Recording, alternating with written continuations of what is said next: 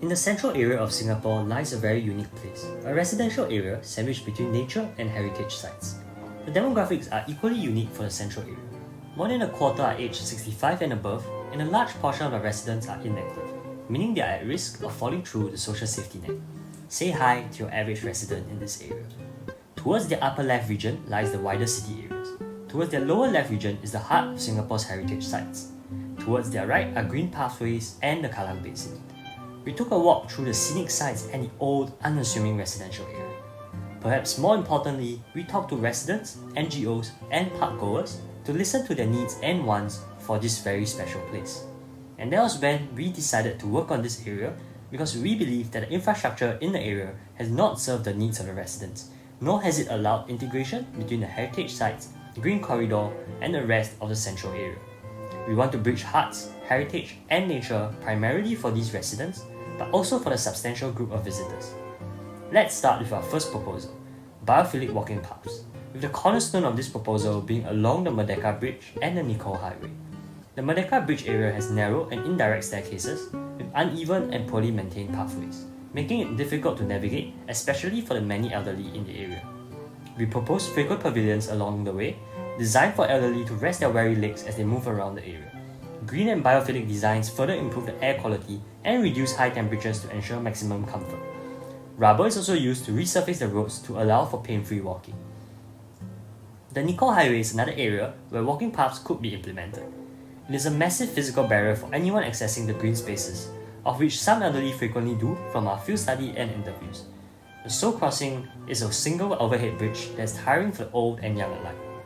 We introduced elderly-friendly crossings as a key feature of these biophilic walkways, with underpasses where possible to minimize stair climbing, and more lift-equipped overhead bridges so that there is greater convenience in the location of crossing.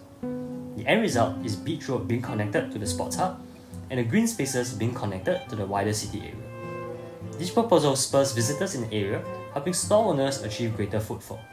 The biophilic designs help lower temperature in the region, countering the urban heat island effect. We also cater to a suggestion we received from the NGO in the region, which is to provide softer roads more suited for walking. Our next proposal is a bridging waterfront, which aims to make the waterfront amenities more accessible. Currently, the area is dull and underdeveloped, with no convenient way for visitors to access the waterfront amenities.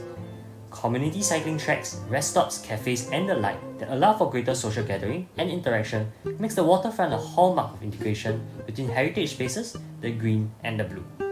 The end result is greater connectivity in a region for cyclists and pedestrians both, which also allows residents to access the water activities, and thus better utilize the water spaces in the region.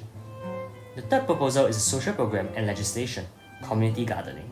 This takes place in the residential areas and the waterfront spaces in the park. Our field study shows an already existing interest in gardening, with many personal gardens. We hope to designate areas for community gardening so that it becomes a group activity. Currently, starting a community garden requires a long and tedious process. We propose making the process easier by creating an open sign-up system so that groups need not be sought out by interested parties themselves. The sign-up system will both be online and offline at RCs to cater to the needs of the less tech-savvy elderly. Community gardens give rise to the possibility of small-scale produce sales that could be helpful to the elderly both mentally and economically. It also generates an avenue for intergenerational bonding by making gardening a group activity for both the young and the old. Lastly, we propose a social program focusing on human heritage in the area by zooming in on the heritage sites of Kampong Glam and Golden Mile. When we interviewed park goers, many of them were unaware of the rich heritage just across the highway. We hope to fix this by introducing a heritage trail with press-to-listen signposts that contain the stories of the elderly in the area. We also propose having frequent tours by volunteers based at RCs, where both the young and especially the old can become tour guides. These heritage trails and tours that require contribution from the elderly allow them to take charge of the region's growth and development. It also provides greater awareness to the youth and park goers so as to bring traffic to the heritage sites. So here's the plan so far.